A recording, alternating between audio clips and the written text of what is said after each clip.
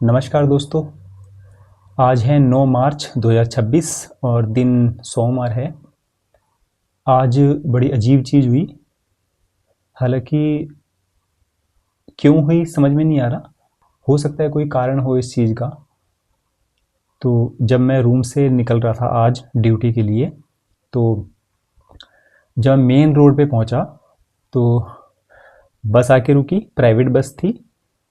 जैसी बस रुकी तो बस को ओवरटेक करने लगे सारे, और मैं बस की इस तरफ था। रोड क्रॉस करनी थी मुझे, क्योंकि मुझे राइट जाना था।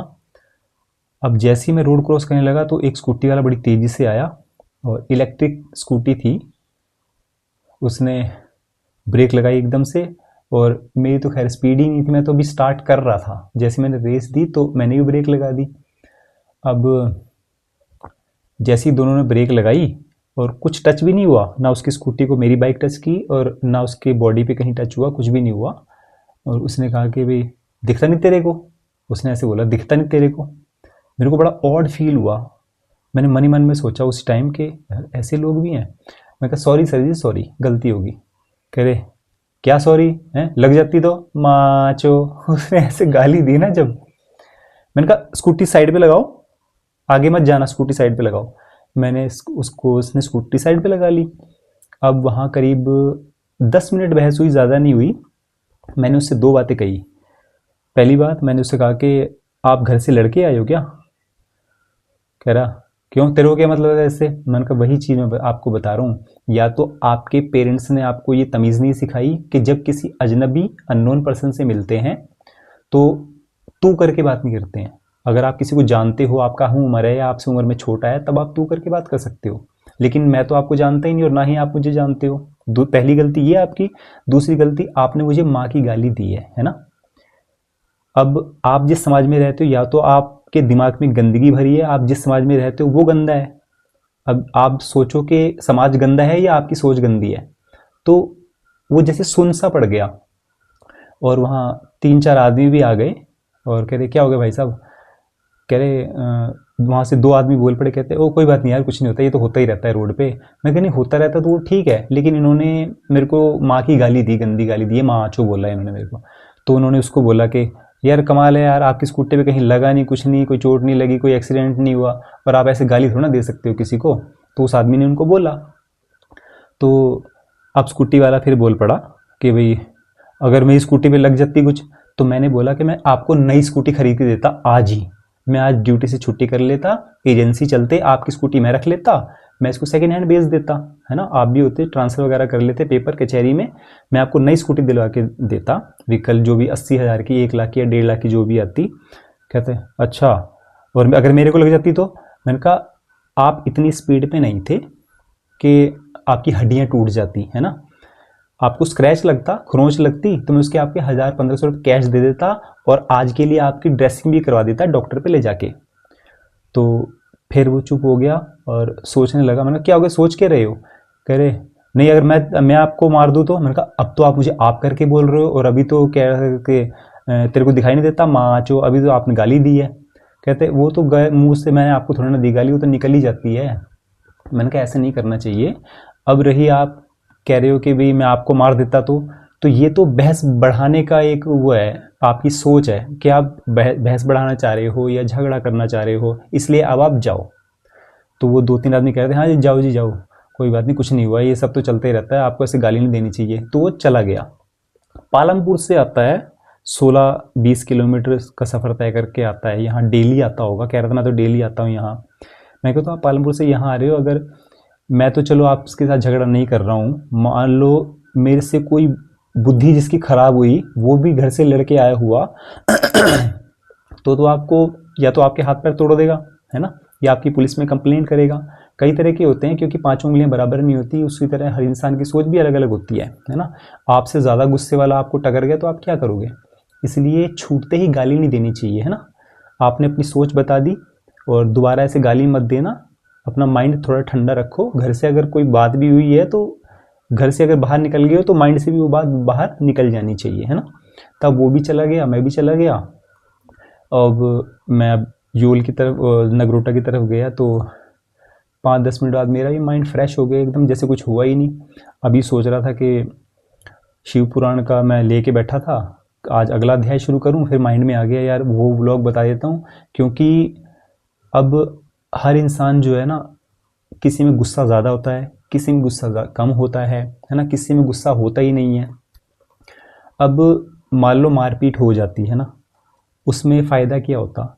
मेरा तो कुछ जाता नहीं था, है ना। मारपीट हो भी जाती तो मेरे आगे पीछे यहाँ कौन है, मैं तो अकेला हूँ, मेरे पास खोने के लिए कुछ नहीं है ना। तो मैं लड़ाई वगैरह से डरता नहीं हूँ। लेकिन प्रॉब्लम क्या है, अगर मैं गहराई से देखूं तो सबसे ज़्यादा मेरे पास खोने के लिए है। यहाँ मैं बहुत कुछ खो देता। वो क्या? जब मैं सुबह पूजा पाठ करता हूँ, आप इस चीज़ को ध्यान से सुनना और समझना, है ना। जब मैं सुबह पूजा पाठ करता हूँ तो मैं भगवान से, जब पूजा ख़त्म हो जाती है, शंख फूंक देता हूँ, तो मैं भगवान से एक ही चीज़ बोलता हूँ, वो सबको बोलनी चाहिए, आपको ही बोलनी चाहिए, कि मैं तुम्हें समर्पित हूँ।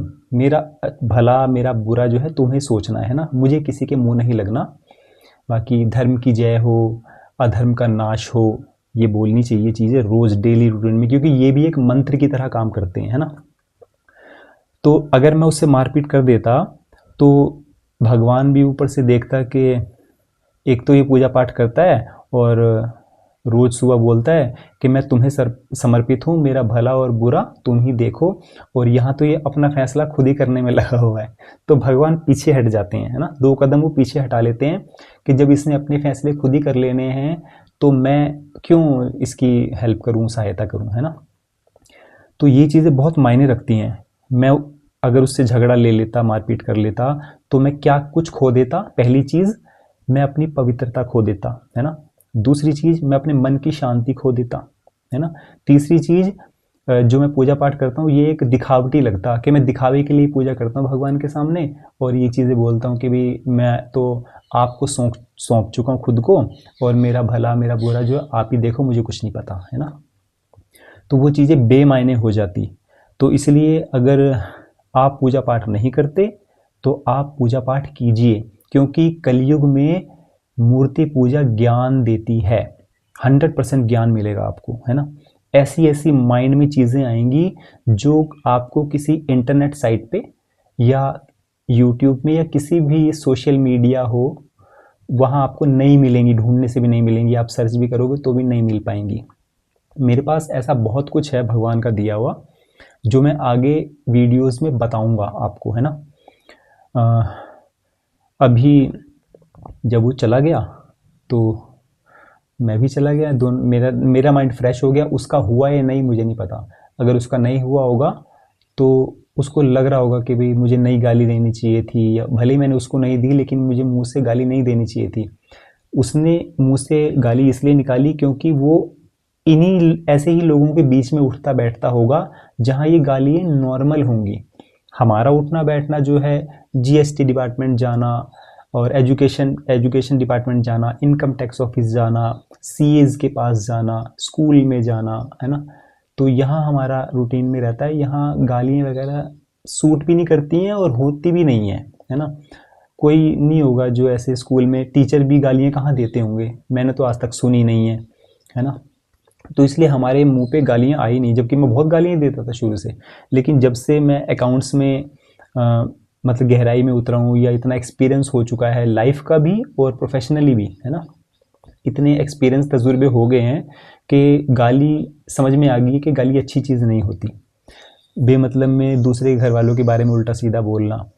तो दोस्तों, मैंने आपको ये चीज़ बताई और ये चीज़ें बहुत ज़रूरी भी हैं।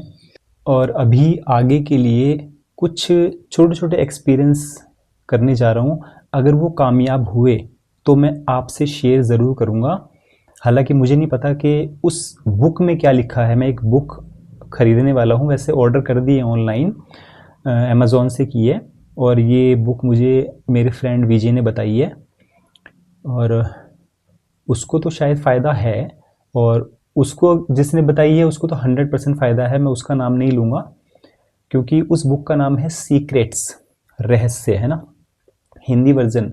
अगर आप भी ऑनलाइन सर्च मारेंगे तो रहस्य सीक्रेट्स जो है हिंदी वर्जन आप ऑनलाइन मंगवा सकते हैं। उसमें जो जो चीज़ें लिखी हैं वो आप फॉलो करेंगे तो आपको 100% फ़ायदा होगा। मैं कुछ परसेंटेज नहीं बोल रहा हूँ, 100% फ़ायदा होगा। तो वो 3-4 दिन तक आ जाएगी। वैसे 3 दिन तो मुझे ऑलरेडी हो गए हैं ऑर्डर किए हुए। जब वो आ जाएगी तो मैं उसको फॉलो करना शुरू करूँगा। फ़िलहाल वैसे तो मुझे उस सीक्रेट्स के बिना ही बहुत फ़ायदा है, लेकिन मेन जो है एक होता है ना, पैसा कमाते हैं इंसान, और दूसरे इंसान वो होते हैं कि जो अंधा पैसा कमाते हैं। अब वो लोगों की मदद करते हैं नहीं, ये मुझे नहीं पता और ना ही मैं जानना चाहता हूँ, लेकिन मुझे अंधा पैसा कमाना है। तो उसके लिए वो सीक्रेट बुक जो आने वाली है उसमें 100% ऐसी ऐसी चीज़ें होंगी, फ़ायदा होगा। और करना भी आसान नहीं होगा, कुछ मुश्किल चीज़ें भी होंगी और कुछ नॉर्मल चीज़ें भी होंगी। जैसे 2-3 चीज़ मोटी मोटी बताऊँ।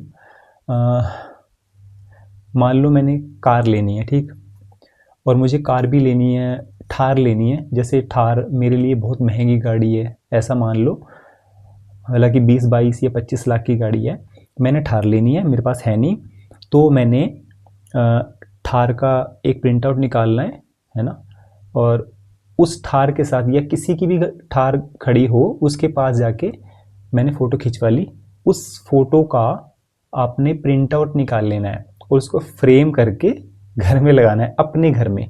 अगर आप किराए पे रहते हैं तो अपने रूम में लगा लीजिए, घर में रहते हैं तो आप घर के किसी भी कोने में लगा लीजिए, वहाँ जहाँ खास करके आपकी नज़र पड़ती रहे। डेली रूटीन में आप उस फ्रेम को, फोटो को देखेंगे तो उसका इम्पैक्ट ये पड़ेगा कि आपके पास थार आएगी ही आएगी।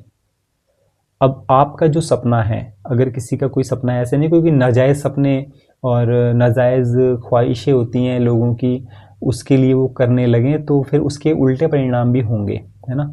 तो मेरा कोई ठार का नहीं है, ये तो मैंने आपको एक एग्जांपल दिया था, एक उदाहरण दिया था। इसको आप ये ना समझिए कि मुझे ठार चाहिए। मेरे पास अपनी इग्निस गाड़ी है और बहुत ही शुभ गाड़ी है, नंबर भी अच्छा है, और मैं इंडिया में बहुत दूर दूर पे, इंडिया के बीच के हिस्से में मध्य प्रदेश में भी वो गाड़ी ले गया हूँ। बागेश्वर धाम का मैंने ब्लॉग बनाया था तो इग्निस में ही गया था, और अपने भतीजों को भी लेके गया था, साथ में बच्चों को भी लेके गया था, वाइफ भी गई थी।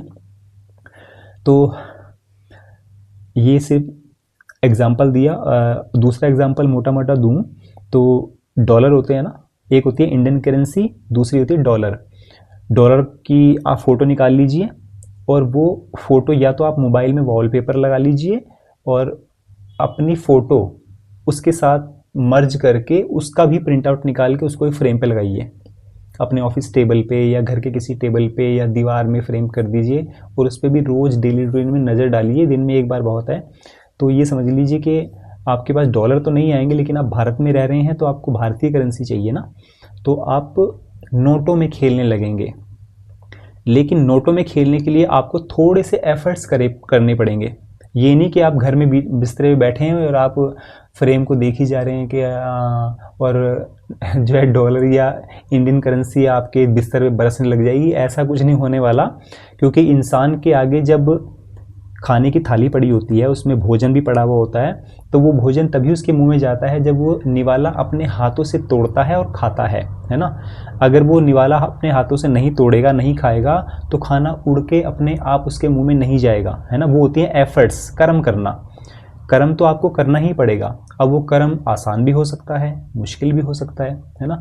तो कर्म ज़रूर करना है। और जो ये 2 मोटे मोटे उदाहरण दिए, इनको आप करेंगे तो उसके साथ साथ आपका कर्म रूप से आप मजबूत होने चाहिए, तब आपको रिजल्ट मिलेंगे। 100% रिजल्ट पॉजिटिव ही मिलेंगे ना, नेगेटिव नहीं मिलेंगे। तो ये चीज़ें मैंने आपको बतानी थी आज के लिए। तो अभी दीजिए इजाज़त, नए ब्लॉग में मिलेंगे, नई सोच के साथ, नई चीज़ के साथ। जय श्री राम।